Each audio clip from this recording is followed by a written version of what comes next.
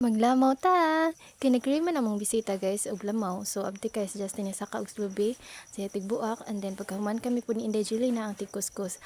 Well, si Bibi da sa kilid nagsibo pangayo og butong ug unod.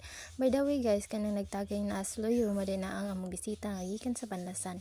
Igsoon din na sa papa nila paumok ni Ate Cherryan guys. Pagkahuman sa kuskus gilunod na nato dayon ang condense, sunod ang ice.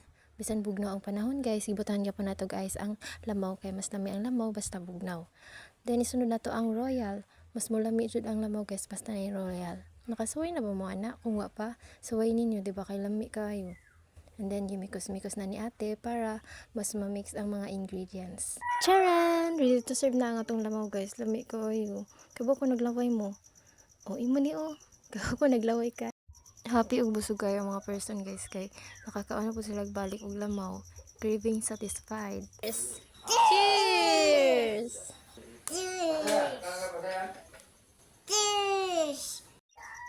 Naglaway. Paglamo na lagi mo. Sige, God bless.